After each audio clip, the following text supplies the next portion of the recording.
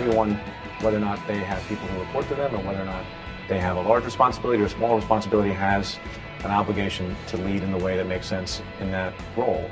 You know, before I had the job that I have now, the most number of people who ever reported to me was, I think, 4 or 5, and you know, I had some doubts about whether or not I could run a larger institution. We now have about 450 people and a $50 million budget, and that anybody, even if they haven't had a lot of experience, having a lot of people technically in the chain of command reporting to them, can, you know, rise to the occasion, and I hope, you know, that I've been able to do some of that in the job that I have now.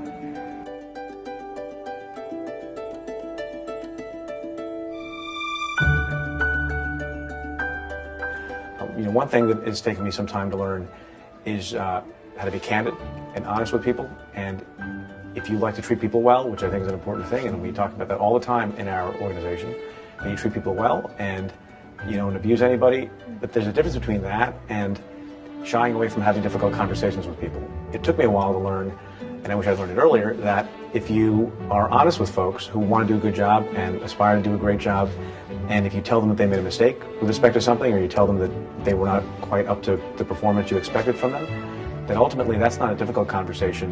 It's a helpful conversation to them. And people in the last couple of years that have learned a couple of these lessons have come back and said that, you know, among the conversations they appreciated most were the ones when I or someone else in the office, you know, was a little bit critical in a constructive way. Constructive criticism, you know, is a little bit of a cliche, but it actually means something. And so I regret the times when I thought it was easier just to do the job yourself, or it was easier just to avoid the conflict and not tell people that which would make them better and more productive and make them leaders in their own right. It's taken a while to learn that, but I think at this point I've learned it a little bit.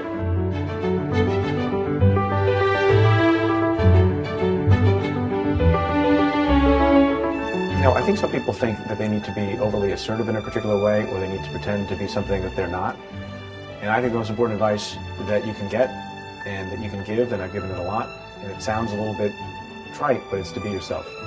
And some people think when they run a meeting they have to be a particular way, and they have to be, you know, very bossy, or they have to be the ones to always speak, or they have to be the ones who ask the questions. And I found if you're the type of person who's more soft-spoken, you should be soft-spoken, even if you're the leader. If you're the type of person who asks a lot of questions, you shouldn't suppress that. You know, every leadership style is different, and it has to be consistent with what you're like and what you are.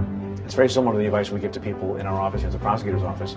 So we try cases, and you tell assistant U.S. attorneys, young prosecutors, that when you go into court, you just need to be yourself. And if you're sort of a more reserved person, then you should be reserved in court, because people will sense that you're not genuine. And I think one of the most important things for any leader is for people who are, you're trying to get to follow you, and you're trying to get to do things, you're trying to get to improve the organization, you're trying to get to improve the world, if that's what your organization is about, like a lot of organizations are, and I think mine is they have to trust that you are, you know, true to yourself. And if you put on airs or you act in a way that's not consistent with your natural personality, people get that, and then people won't follow you if you act that way.